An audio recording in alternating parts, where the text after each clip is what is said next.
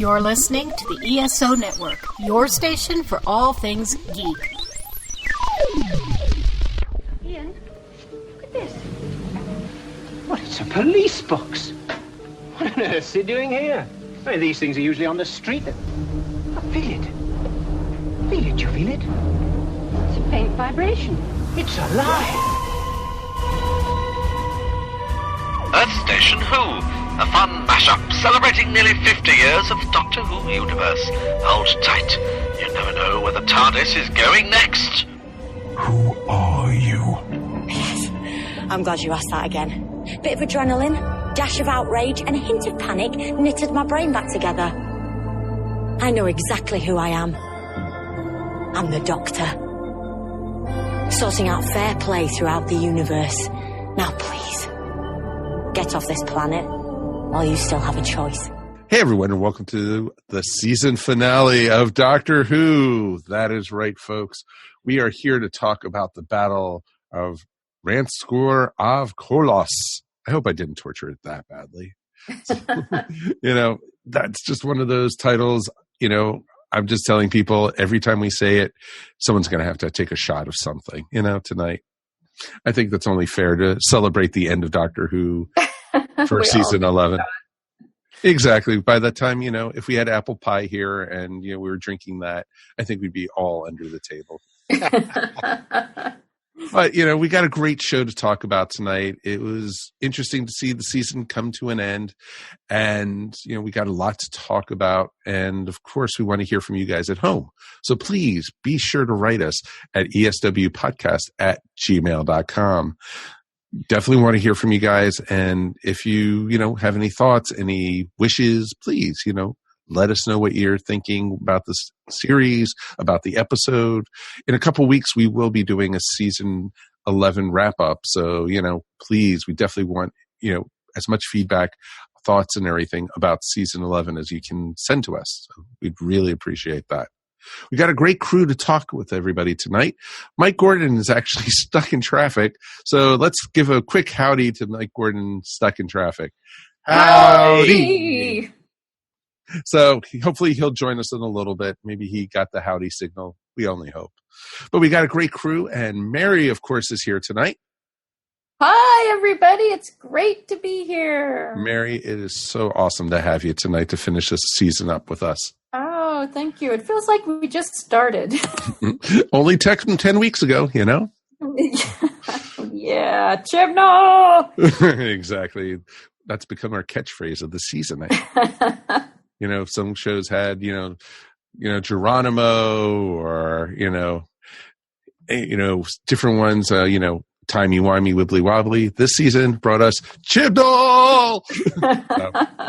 So it's pretty cool. We also have a guest with us tonight. Let's welcome Alan Siler. Welcome, Alan. Thank you. How are you?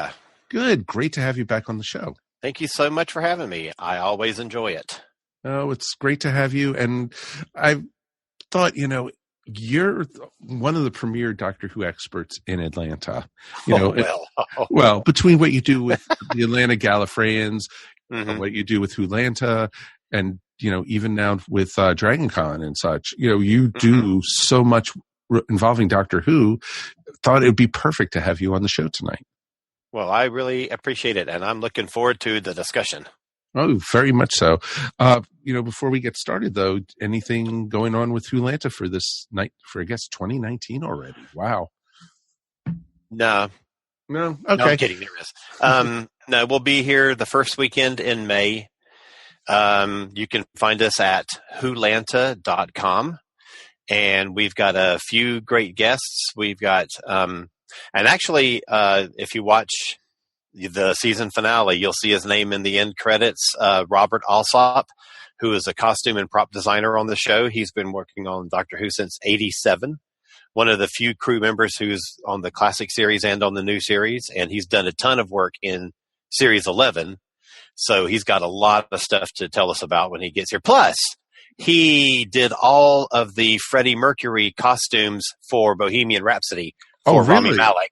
Yes. Oh, that is awesome. So he has got a lot of stuff to tell us about. We've in the contract stage with another somebody. Somebody's always good. That's always good. I mean, it's the biggest somebody ever. Not really. And we started a discussion with another somebody. So there's more announcements to come.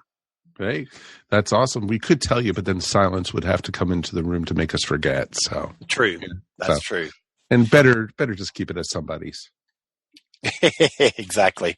So that's awesome, man. And, we've always had a great relationship with Hulanta, and before that it was Timegate. And, thank you for, including us every year with the con. It's always been a blast. Oh, I'm so glad you still enjoy it. We're always happy to have you. It is. It's going to be great going back down to the airport to the Hilton, and it's going to be fun to see what you guys come up with this year. That is a fantastic hotel. It is. It really I is. love it. So we're really, really happy there. That is awesome. So very much so. And of course, like you said, you could check them out at Hulanta.com. And, Atlanta's premier Doctor Who convention. So definitely worth checking out. All right, folks, let's get started. And we have an episode of Doctor Who to review. And, we got a lot to talk about. The Battle of Ranskoor of Kolos. See, I think I probably did it right this time. Or did I do it right the other time? Yeah. Yes.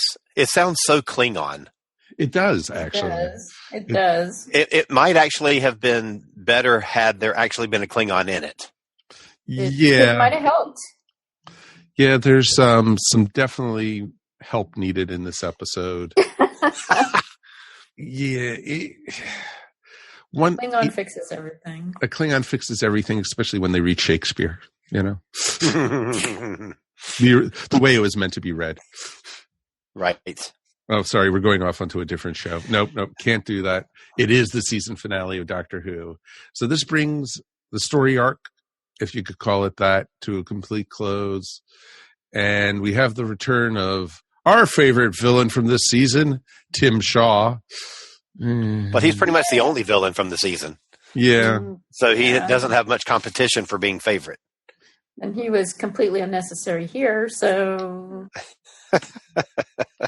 Exactly. So he wasn't necessary in this one, and he wasn't necessary in the premiere, but they brought old Toothface back, so it was, good to see him, I don't know. I don't think he's all that bad. I think he has a lot of potential to be really interesting, but it's just a little short of actually hitting the mark of interesting. And I don't really know why. I think for me, that just sums up the whole series. I know what you mean. You fall just a little short of the mark of interesting. Yeah. And I mean, things looked good. The acting was good. The direction was good. The writing was very uneven. We'll put it that way. Yeah. And I mean, this is a whole season of reboot. So, I'm happy to give them a season to settle in and, build their foundation and, make it a jumping off point to whatever they're going to do from here. So, if this continues on over the next few seasons, that's a problem. But for one season, I'm okay with it. I'm all right with it. Yeah, and I don't consider it a bad season. I just not at all. A not great season. Yeah, that's a good way to put it. It wasn't a bad season, but as I always like to say, bad Doctor Who is usually better than half the stuff out there. I'm not so sure about the season, though. Oh man, there were some good moments in the season. I found this whole series to be and this episode, and we haven't even really talked about the episode, to be an exercise in frustration for me, because this story, there's a lot of potential here. There are some good moments, but there are so many wasted opportunities to dig deeper into the story. It's clunky and it's superficial, and that drove me nuts because I could see something better here. It's like the first draft of a story. Like he hasn't doubled down and really dug into it. Okay, Mary, do you think it's a matter of too many things happening in an episode to develop any particular part of it, or what's your take on it? I think that's part of it, yes, and I think that's a Chris Chibnall problem. I mean, he does that a lot in his stories. He has a lot of good ideas, but he doesn't develop them enough. Mm-hmm. And especially because I'm sorry. Go ahead. No, sorry, Mary. Go ahead. Finish your thought. No, I was just going to say he just keeps throwing more and more thoughts in there without developing them, and so there's not a coherent story. There's just these little set pieces that don't go deeply enough to really earn your interest. It almost seems, truthfully, very lazy writing. You know, they're supposed to have a writer's room this year, and like especially a lot of the stories felt like they took the outlines of the characters and literally, you know, took the outlines and, you know, just threw it into the script. They didn't go into detail about the outlines, and they just like were very superficial. And that's what it felt like with the stories. Okay, I'm going to jump in on this point. I've been thinking about this a lot, and this season reminds me a great deal of the 80s. Oh, and very much so. I say that not because of the standalone nature of each story and not because of the number of companions and all that kind of stuff. But if you think back to the 80s, what you really had they didn't have character development the way we think of it now. Basically, the characters were outlined, and that's what you got on screen. You didn't have to spend a lot of time with their parents and their home life and their, you know, boyfriends and all that stuff and their jobs and, you know, to find out who they are. You knew Tegan was the hothead and that Nyssa was the calm scientist kind of thing. And that's all you needed because they fulfilled their role in the story. And I really think that's how this season is patterned, not just in the characters, but in the plot lines of each episode as well. It has a very 80s feel to me. No, that's a good way. You're not the first person to actually say that. And it's interesting. A lot of people are saying that. At least it's still better than Pip and Jane Baker. So, they're not that bad. Yes, they are. They really are. Hey. I'm not a huge fan of a lot of the stories in the 80s. I mean, I'm not totally down on it either. But no, I'm not either by any means. I'm such a huge fan of that type of storytelling. Exactly. I love what Andrew was doing in the 80s with Doctor Who. So there's definitely a lot of cool stuff out of it. And you're right. It does have that kind of feel to it. And even, you know, some of the special effects in tonight's episode that we're reviewing felt like it could have been out of the 80s, like that plastic container with the whirring thing in the center of it. You know, I almost expected to be bubble wrap around it or something. It's the key to time again. No. I mean, here, well, actually, one of my big problems here, because it's been happening over and over and over again throughout the series, is Graham. And I love Bradley Walsh, don't get me wrong. But if you have to give Graham the big emotional moment again, at least don't have him give up so easily. You know, make the character earn his outcome. Don't just give it to him. Like, I do think that he... Revenge! No, I'm not. I know. I do think he backed off of it a little too easily. Like it was a little too quick a transition for him. Because, I mean, it started out so strong. It started out, he actually back-talked the doctor. She said, Graham, you're not going to do this. And he said, you know what? You don't have a say in this. And he was determined. And I just felt like he let go of it really easily. Mm-hmm. No, exactly. It felt like he backed down. And, you know, I don't know if he did it because Ryan was there. I think he did. But I think they could have made a more strong point out of that. Right. Mm-hmm. No, I agree with that. I think that's a good way to put it.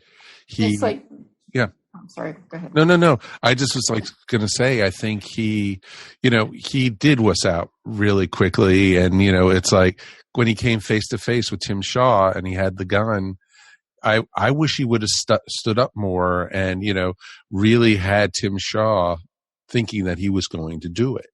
Then it would have become more dramatic, and maybe having Ryan talk him down or something like that. That would have been a better story. Yeah, it's like we never believed that he was going to do that. Oh no. But they still could have delivered it a little more convincingly. Oh yes, definitely. I mean, this is one of the problems I have with Chris Chibnall's writing. He introduces these emotional conundrums, but they never go anywhere. No follow through. Yeah. No, I agree with that. And once again, Yaz was a waste. Poor Yaz. I mean, you have two other companions there. Use them. Mm-hmm. This isn't the Graham show. Yeah. I mean, it really has become the Graham show. Mm-hmm. And even I'm over kind of the okay with that. Doctor's moments. I don't mind. Yeah. I think Graham is an amazing character, but if it's going to be Graham and the Doctor, fine. But you also have Yaz and Ryan. So I know. But we've been saying that all season. I do think she was a bit underserved throughout most of the season, sadly.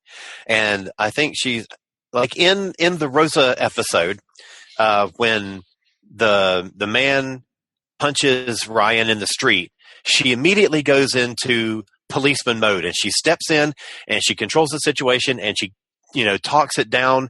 And I was like, yes, that's what we need from her. We didn't really get any more of that throughout the rest of the season. There should be situations where her police training kicks in and we're just not seeing it. Right. She's very much in the background, which doesn't make sense with her character because in the first one, she tells us that she wants more. She wants to participate more. She wants to be more a part of something. She wants a bigger role.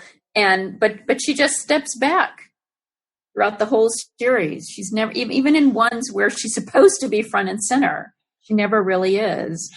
So in that case, so when we're talking about this being similar to the 80s, that makes her the Nyssa of the TARDIS crew. Yes, very much so. Yes.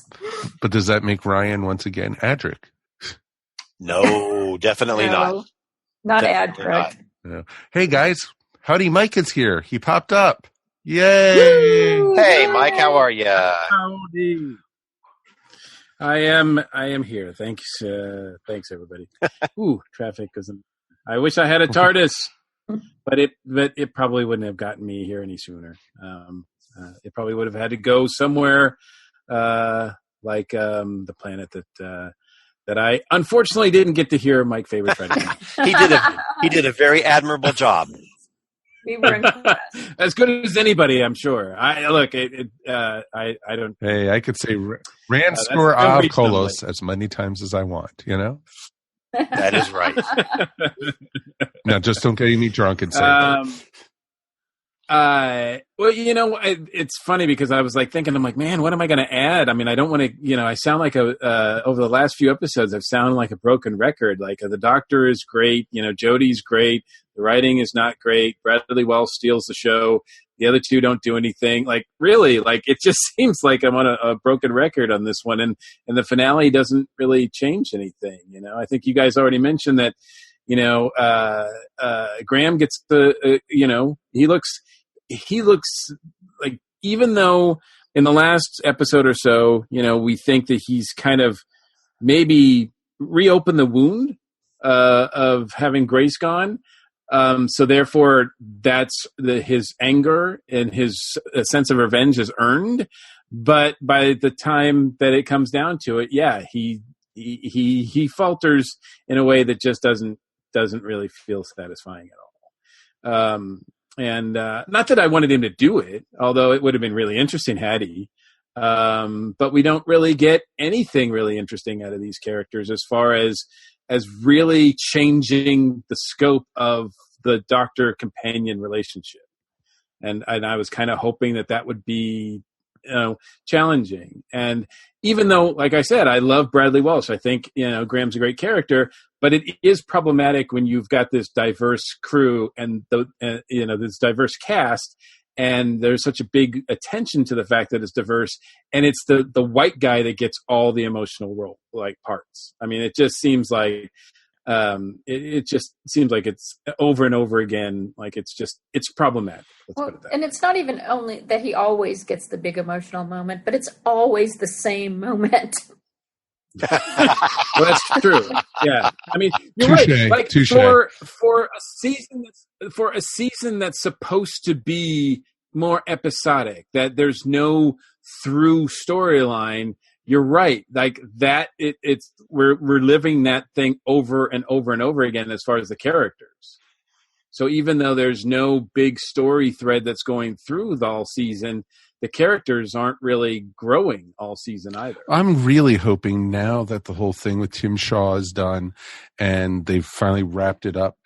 Now let's have, Graham and Ryan get on and become fuller characters and not have to keep on harking back to Grace.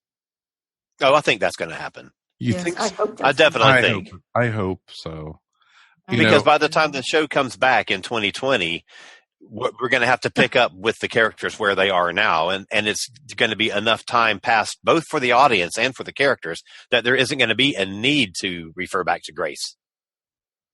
Yes, unfortunately, Bradley Walsh will be 80, so his time to spend, by the time it comes back, his time that he can spend actually filming will be limited, so the other two will have So more we'll time. see it, and basically they'll go, hey, look, Wilf is back. And it's like, no, that's Bradley Walsh. Wow. We'll just be visiting him in the nursing home every few episodes. Exactly. I'll just wait here in the TARDIS. You kids have fun. We had some great times, didn't we, Ryan? You got it, Grandpa.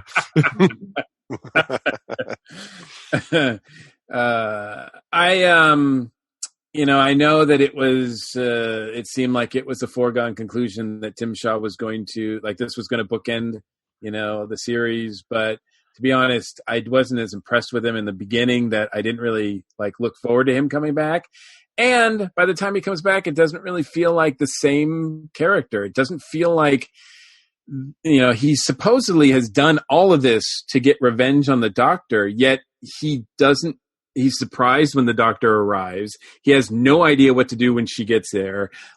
He has no way to fight her. What he's doing doesn't seem to affect her at all. I'm kind of well, this is a great revenge scheme of yours. And see, that's what we were. It's right up there. It's right up there with one of the Masters. That's what we were saying earlier. The name of the planet sounds Klingon. This episode would have been so great had it been a Klingon. And for one thing, once he confronts Graham and Graham shoots him in the foot, that Klingon is not going to put up with that. And you are not going to he's not going to lay on the floor and scream and then, I guess, off camera manhandle him into one of those stasis cubes. He's going to kick your ass. And that would have been such a better episode. Yeah, this is the guy who's, I don't know if he had more teeth. I couldn't really. No, I don't think it was. I think it was the same makeup job as the first time. The same. That's one of the things where there was potential in this episode. I think it's hard to tell because it was all over the place. But I think Chibnall was going for a theme of, exploring the consequences of blind faith, which is fine. That's nothing wrong with that as a theme. But he doesn't go anywhere with it. It's just very superficial and clunky. You sort of see it at the beginning and at the end, and in the middle, it's nothing. And then you have the whole thing about Tim Shaw becoming a quote-unquote god, and yet still finding that unfulfilling. He's still not happy. He's become the pinnacle of what he could be, and it's still not enough. You could have explored that too, but nope. Nope. No. It almost seemed like Tim Shaw was totally neutered in this one. It was just because, it seemed like he was, now that he's thousands of years older and, he was had to be on that life support or whatever. It just seemed like he was not half the character he was in the first episode. And he was only about half a character the first time. Exactly. Right. Exactly. I do think the other characters, Endino, right? And Dinio. And Dinio and Delph, they really felt like old school Doctor. Oh, very much so. Like they really felt like And it was great to have our second Downton Abbey cast member on the show this season. yes. It was really awesome because actually which just goes to show you it's really frustrating because these actors are capable of much more. Yeah. Yes. So I think everybody in here is pretty much making everything that was on the page better. And it speaks to the actors that are cast, particularly the companions. I mean, I think even though we mentioned that Ryan and Yasmin don't have much to do, the actors are certainly doing the best they can to work with what they have. And I think if they're given more to do, and Bradley is given less to do, I think they're more than competent to handle that. I think they all are. I think more evenly written stories or more doctor focused, I think would be a lot better. And once again, you also had a doctor in doubt in this one, and she was confused. And I'm not slighting Jodie by any means. She was awesome. There were many times in this episode I felt like she was channeling David Tennant in this one. Just her actions and the way she was talking and going, oh, what is it this? Oh, no. It was this, and it just felt like she's doing Tennant in this one, and she was doing it. But that's a criticism that's been labeled against her over and over and over and over, that she's not her own doctor. She's a copy of Tennant. In some ways, but I thought she was brilliant. Think I would go that far. I don't think I would either. I definitely wouldn't go that far, but I've seen that over and over.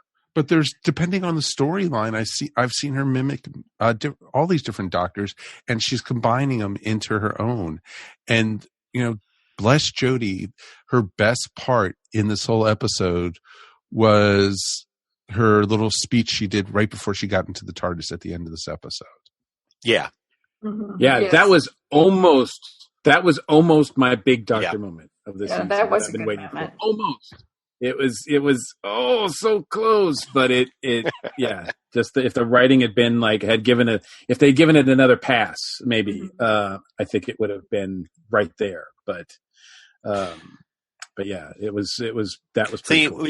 I keep thinking back to the 80s, and I keep thinking back to Davison, and to me, this episode was kind of like this crew's Earthshock, where you have a doctor who isn't in control of the situation. He's kind of, and this is a recurring thing for the Davison era, is that the doctor is sort of carried along by the events, and his role is to figure out how to sort of navigate this current that he's caught in. And that's kind of what I'm seeing in this. And in a sense, I think it's kind of fun. I find it refreshing, particularly in context of the new series, where you don't this season we've had a return of the Doctor as inventor, and we haven't seen it a lot, but we've seen places where she's had to construct, a mechanism to do a certain thing, and we haven't seen that in a long time. And we've had so much of the Doctor who has this infinite knowledge and can rattle off facts and stuff. And now we're seeing a little bit slightly less sure Doctor, and I'm kind of enjoying that. I like to discover things as she discovers them, not have her tell us what it is that is going to happen before it happens. Yeah, see, I find that annoying. I should put it this way, not only because they've overused it. I mean, making her the Doctor who can't remember anything, which is how it sometimes feels sometimes, I think is a mistake, because it just gets old. It gets old after the first couple of episodes. Now, I don't mean she has to be omniscient. I don't need her to know everything. I don't need her to be Sylvester McCoy or, be a manipulator behind the scenes and all-knowing. Mm-hmm.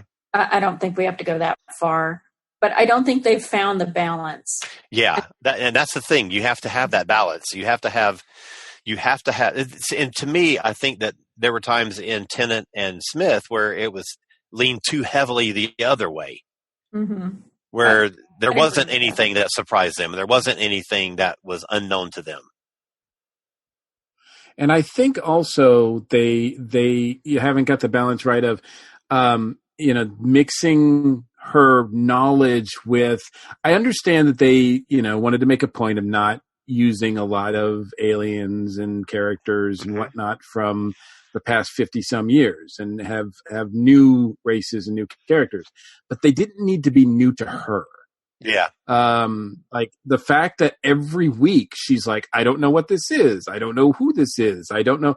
Just made it seem like she really didn't know a lot. And instead of being excited about the discovery, which she was a lot of times, it really put us off. Like, as far as I was concerned, it kind of gave her a disadvantage going in, and she always had to play like catch up. Which I think, on one or two episodes would have been fine, but just the reoccurringness of it, made it seem like it was like she was less, which I hate to say that because she's just knocking it out of the park. But let's keep in mind that this season was intended to be a starting point for a whole new audience. So the idea was that all these new viewers were going to come in and discover things as the Doctor discovers them, and not have the Doctor explain to them what a Dalek is or what a whatever is. That it was going to be this journey of discovery that the show takes the audience on. Yeah, but even in this episode, she knows what the Ux are, right? And so that's pretty cool. Like she recognizes that. But a lot of times there's a lot of things that she didn't know of at all. And I know it's a big universe, so I get it. But like I said, if it happens over and over and over again, it just makes it look like she's not that experienced. And I don't mind her discovering things, but over, like I said, it's like, and when you compare her to other doctors, then it really seems like she's at a disadvantage. Exactly. It's almost like, I don't know who half the galaxy is, but all the other doctors did. And it was just crazy. But, like you had mentioned earlier, this was a season to bring in new viewers, and they have brought in new viewers.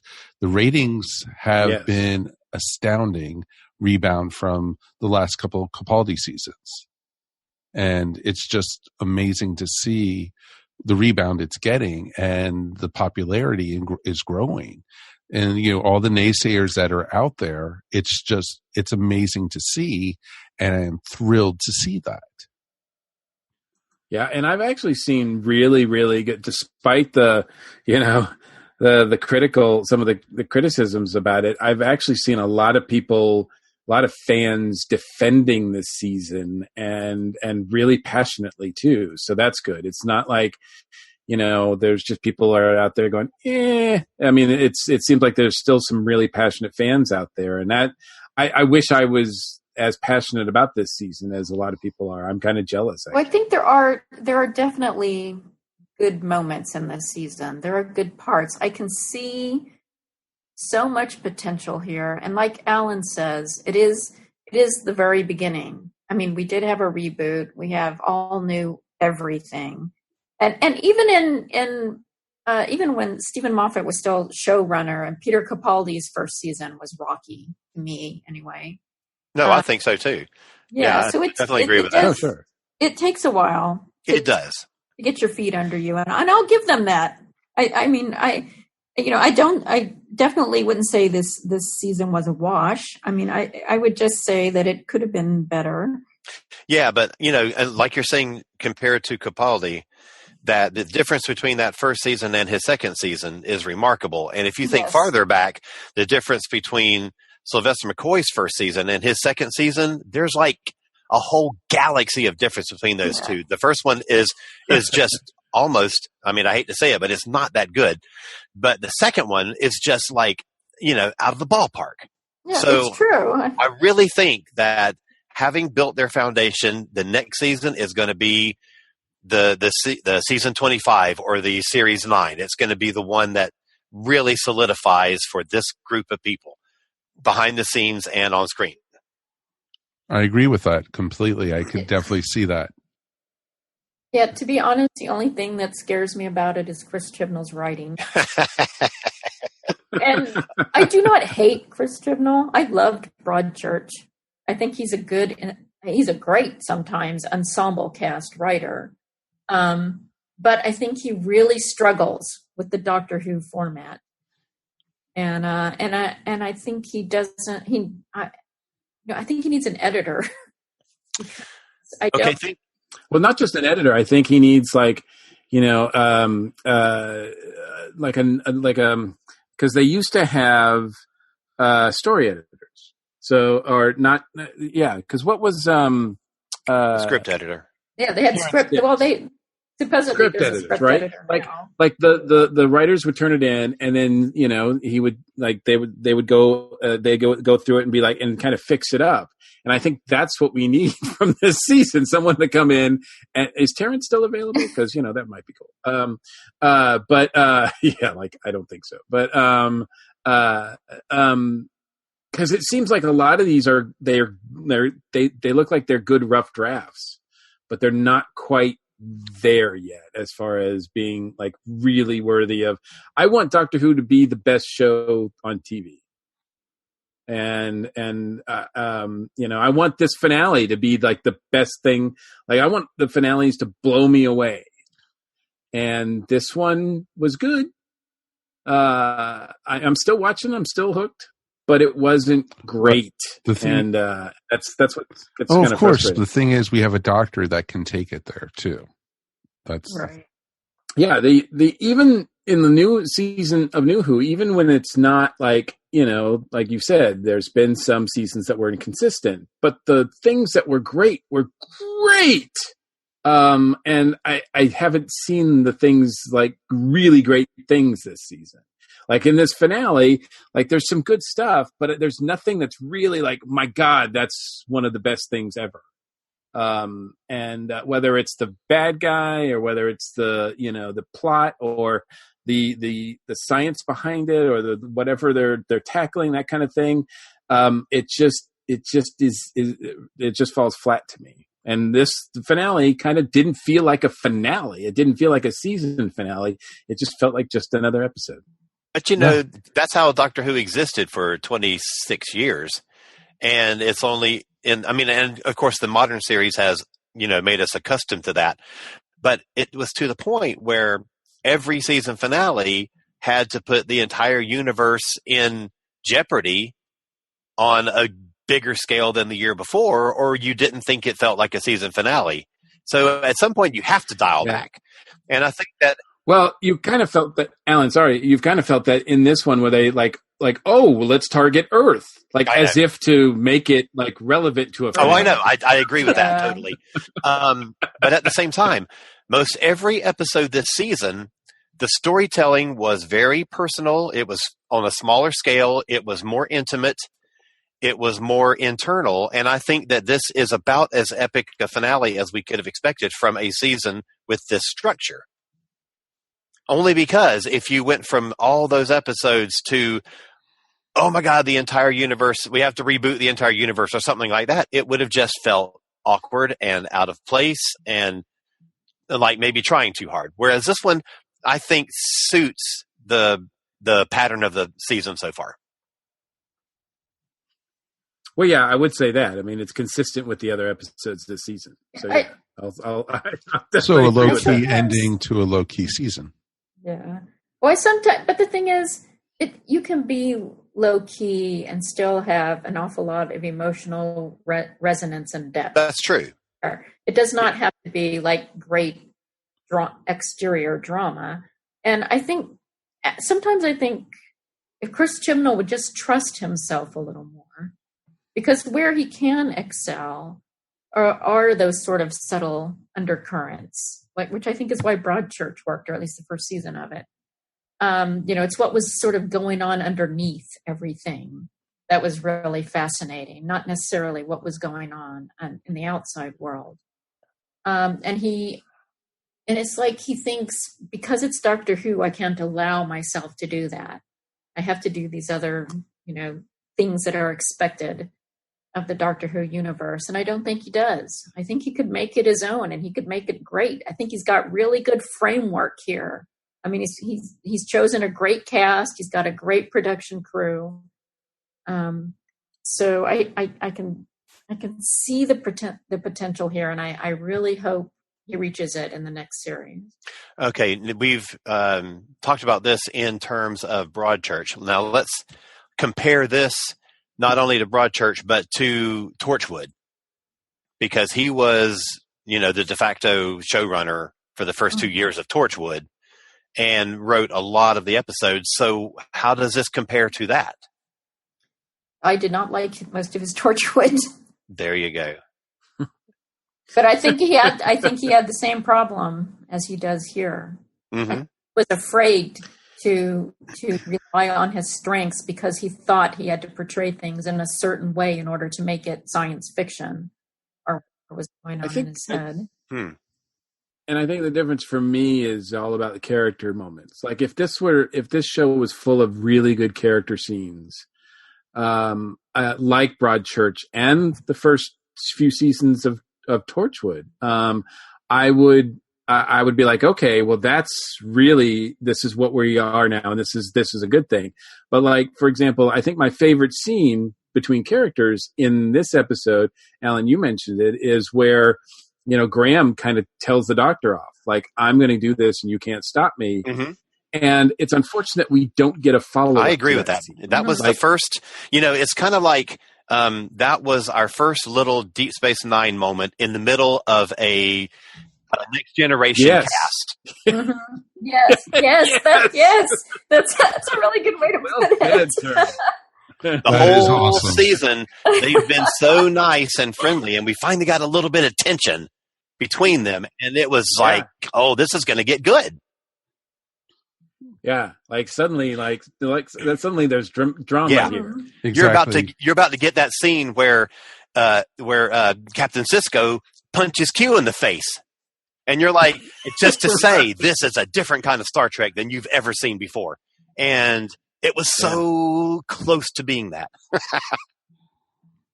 Yeah, this is that was kind of an Ace moment, right?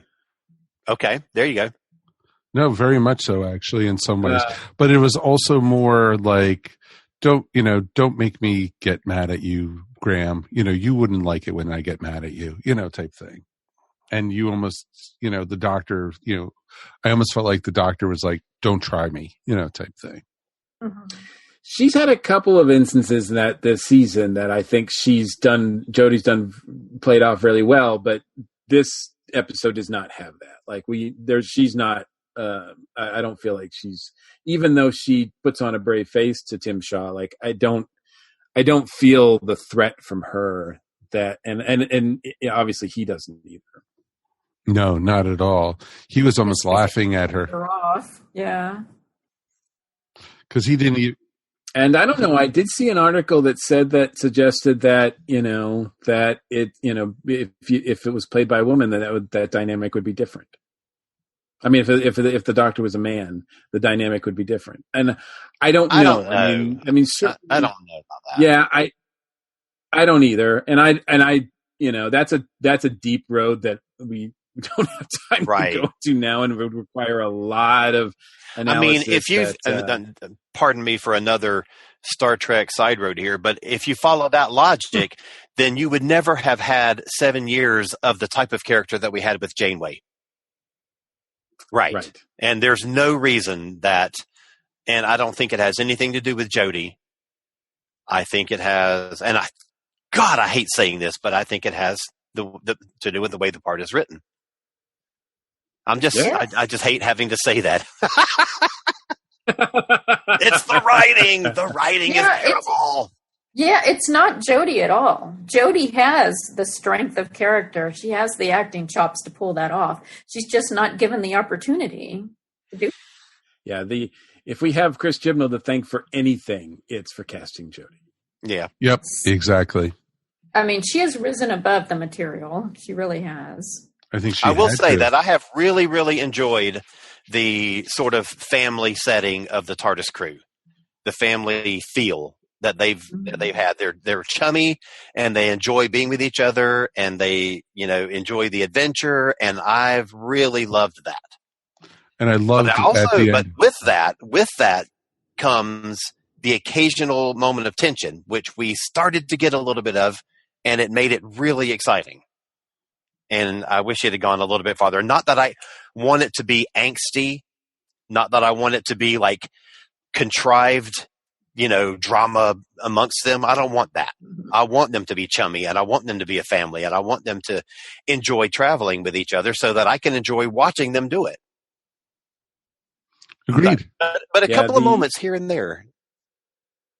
Yeah, I mean, look, Graham and Ryan are on the same page now, like 100%. Yeah. So there's not even that drama. And at the very, I do have to be thankful. I think we've mentioned this before, but I do have to be thankful that at least they haven't, made Ryan and Yaz a couple. Oh man, there was one episode where I thought, oh, that's where they're going. And I did too. Thank God they didn't do that. And I really they still could. Yes. They could. But that would be to me that would be like them throwing in the towel, like we don't know what else to do with them. Yeah, exactly. No, exactly. And that's the thing. It's, what else is there for them to do? Because, other than give these characters true stories, true parts to do. And, I liked some of when you had like Rory and Amy and River, you still had shining moments for each of the characters. Most of the time, Rory faded into the background, but you still had Strong with Amy and River. I find it interesting too that in the Moffat era, people complain all the time that nobody died, so there was no weight of repercussions or what was going to happen. But I tell you what, this season has felt so safe. Like I've never felt that anybody's been in any kind of danger. And that I think needs to change. Like if they want to make it exciting and explore new things and do there needs to be an element of danger where we could lose somebody or there's some repercussions. And here's the thing, don't introduce the neurobalancer without having repercussions later. Like, oh no, we have to give ours up. Well, that's great for the doctor, but maybe Yaz has some effects on it or something but they don't do anything with that. And it's kind of like there needs to be consequences. I think there needs to be a lot more consequences in this show. It was interesting too, because if I hadn't seen already the preview for the Christmas New Year's special and saw Graham in it, that there was time when I thought, oh, they're going to sacrifice Graham at this part, to take out Tim Shaw or something. And I never thought that they would sacrifice him, but when you're talking about putting the characters in danger and making it feel like there's a weight to the scenes, I really thought that was what was going to happen with Graham, and that was going to be the catalyst for Ryan kind of like taking that last step toward embracing him as his grandfather and saying, I love you and all that. I really thought there was going to be some kind of, jeopardy that Graham would be put in, and Ryan would realize, oh my God, we could lose each other at any point, but that's not really what happened. You just rewrote that scene. So it was. Yes, exactly. I mean, that's like I said, these scripts needed someone to go through another path. It was there though, when he was confronting Tim Shaw, he was about to, I don't know, shoot Graham or whatever it was. I don't remember. And Ryan comes up behind him and says, don't you mess with my grandpa, that kind of thing. And so it was almost there. Well, it's the whole old thing about Chekhov's gun. If you introduce it in a gun in Act 1, or use it in Act 3. Yeah. But, we keep getting these things introduced and they're never used. don't go anywhere. There's no depth to the drama. And so you can't become invested because it's so superficial. Yeah, I mean, to be fair, they used the neurobalancers to save the day, to bring the Ux out of it. But, they didn't use them, like, there was no repercussions of them. Yeah, doing it was, they might as well just. It was kind of like in Asylum of the Daleks, when they have the little things on them that are keeping them safe from the Dalek nanogenes, and Amy loses hers. And it does start to affect her, and she becomes angry, and it changes her personality. Yeah. And there wasn't anything like that equivalent to that in this one. Right. Yeah. I mean, it would have been really interesting to see Yaz go through, losing herself. Yeah, exactly. Fascinating. But nope, they just didn't want to. The thing that I do like about Yaz, though, is that she is the one that's sort of like the heart of the group. The morality of the group. She's the one who empathizes. She's the one who, when there's somebody in trouble, she's the one who wants to take make a personal investment in that situation and do something for that person or help the situation become better. So I do like that she's very forward with the empathy, I guess. There wasn't much of that this episode, but like in the last, particularly in the Witch Hunters, there was. She was the one who's like, yes, Doctor, I know we have this other stuff that we have to do, but I really need to go back and make sure that whatever the character's name was is okay. And that, to me, is Yaz. If you can get that and you can find a way to latch onto like bringing that police training of hers and make it kick in at the right times, she could be such a dynamite character. Yeah, there's an enormous amount of potential with her character. Absolutely. I mean, you could use her empathy as a way of, maybe she defies the Doctor. Yes. This kind of empathy for someone that the Doctor is not showing, or there's all sorts of different ways you could take it, but just take it somewhere. And we did not get that. No. Not at all. No. Was there any shining points in this episode for anyone? Yes. We talked about the... Ooh, I was worried there. It got quiet for a second. Well, we kind of already addressed it, and that was the moment where Graham back-talked to the Doctor. I loved that. Yeah. That's my favorite moment from the episode. And I like that. I wish I didn't know like where it ended up, but I like that. But on the technical side, I thought it looked spectacular, and especially the location shoots with the special effects of the rock formations in the air. Everything about it just looked incredible. And I think that's been a thing the whole season, as the season has looked amazing. Yes, I absolutely agree. The look of it has been awesome. The production value. Yeah. The CGI, for the most part, there's been a few that weren't as great, but for the most part, it was really good and beautiful to watch. Yeah, and that part I loved.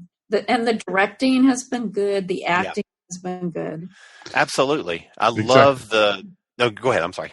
No, all I was saying was when they first landed on the planet, I went, "Oh, great! They're really going back old series. They're in a quarry again."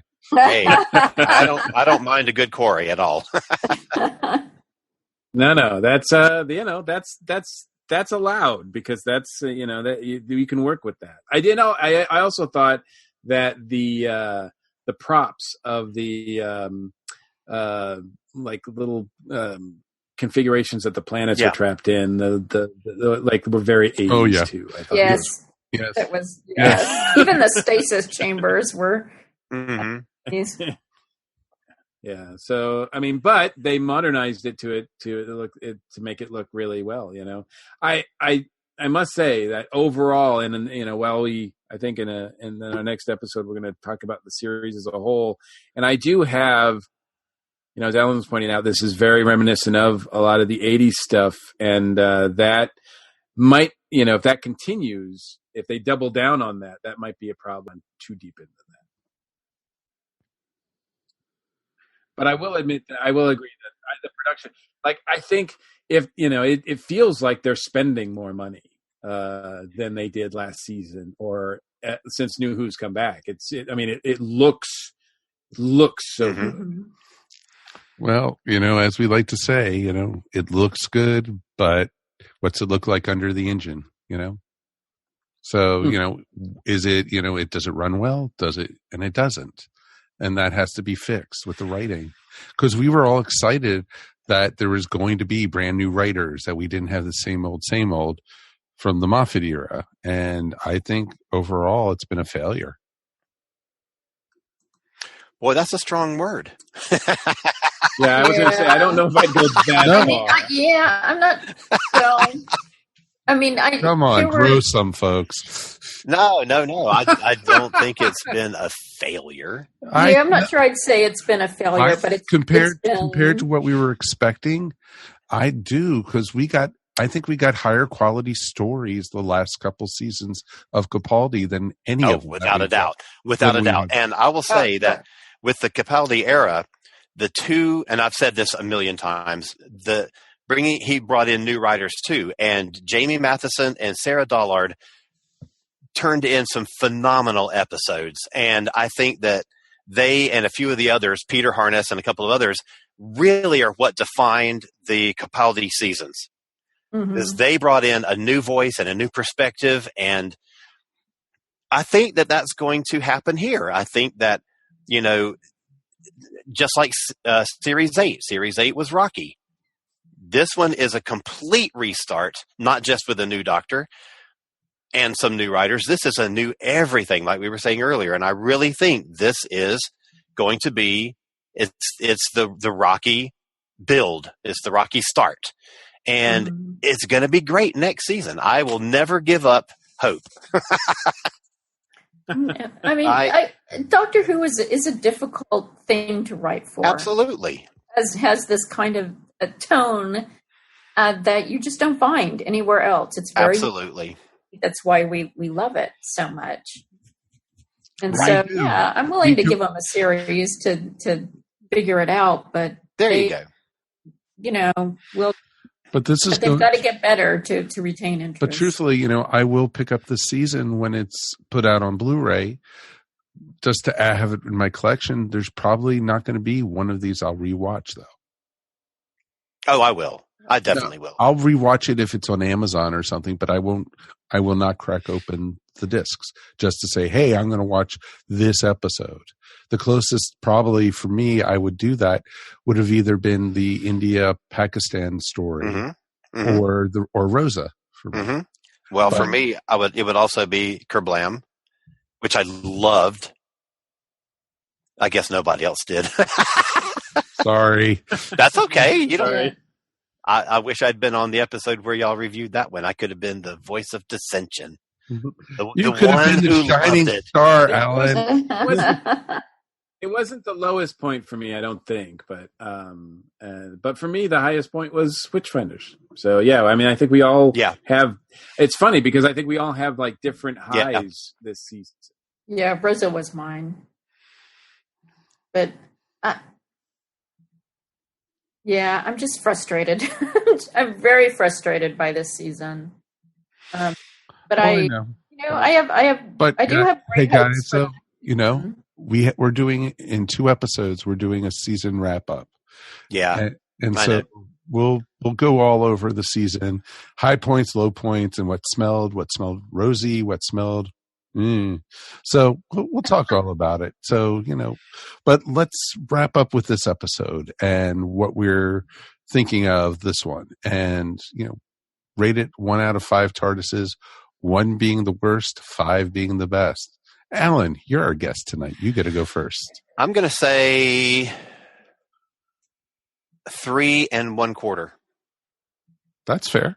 That's really fair. It's incredibly specific. Yes, it is. All right, Mary. Oh boy. Well, I think for the writing, I'm going to break it up because it almost feels very separate to me. The writing and performances, because the performers were trying so hard with what they were given.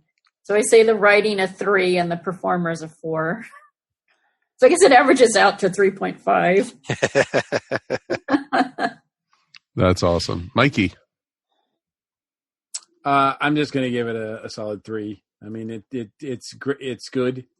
Unfortunately, it's not great, but it's not horrible. So, there's that. Yeah, it's okay. And I guess I'm going to give it a solid 3 also, because there were shining points in this, and I did like some of the acting, especially Jodie, but it was also, there were some of the other characters I did like. So it definitely deserves a 3 from me. And, as I like to say, I didn't feel like walking away from Doctor Who in this one like I did with Capaldi's season finale of this first season. So there weren't any Brigadier Cybermen, so it was okay. There you go. That's our bar. Yeah, that's our bar for this show. No matter how dark things look, at least there wasn't a Cyberman Brigadier. Exactly. No Cyber Brig, so we're okay. So we definitely want to hear from you guys at home. Please write us at eswpodcast@gmail.com.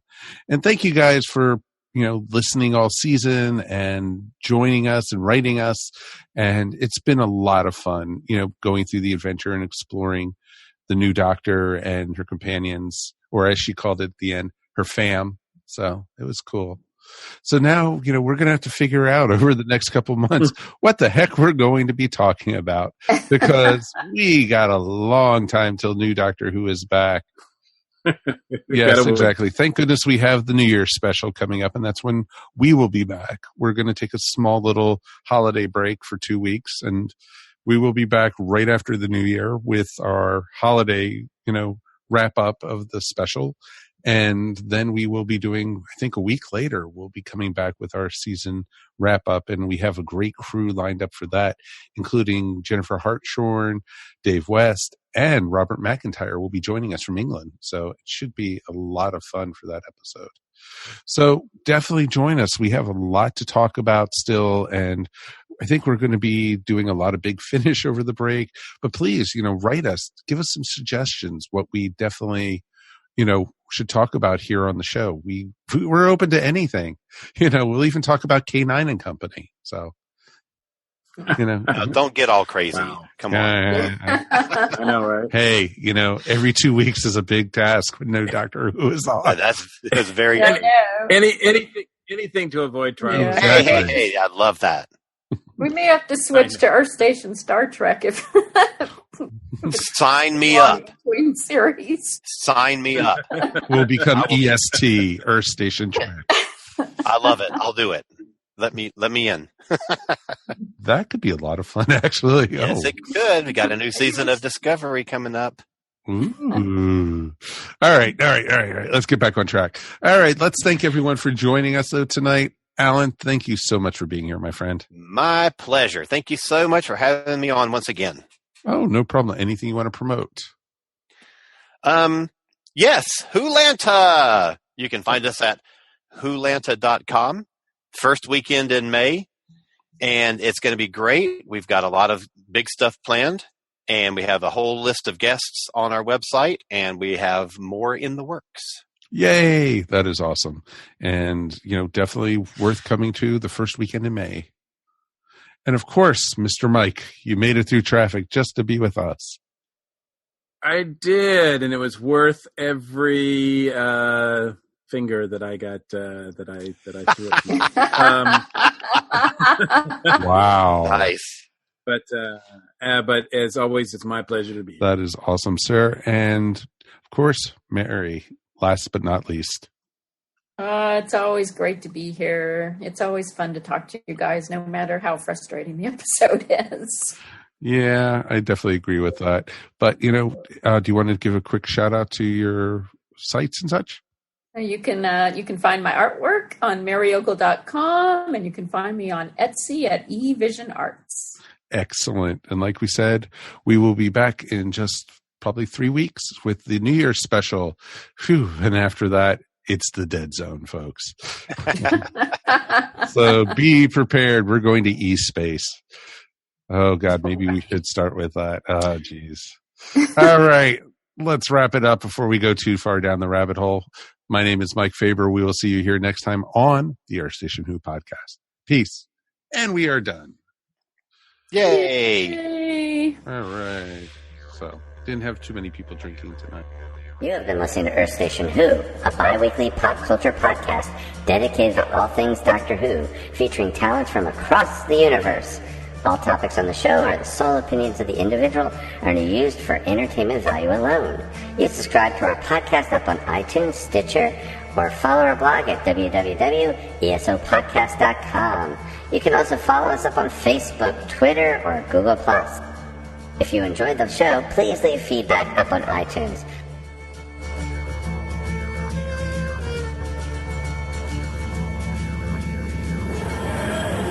Yes, hello. Let's talk about the Flopcast, Every week, we give podcast listeners a chance to come and join us in Chickentown, where we talk about Saturday morning cartoons, comics and science fiction conventions, music and concert reports, 70s and 80s pop culture, and for no good reason, chickens. Boy, we're weird. Oh, we are ridiculous. We're proud members of the ESO Network, and you can find us at flopcast.net. This has been a broadcast of the ESO Network. Be part of the crew and help support our shows by donating to our ESO Patreon or by shopping through Amazon.com or the TeePublic store, which can all be found at www.esonetwork.com. The ESO Network, your station for all things geek.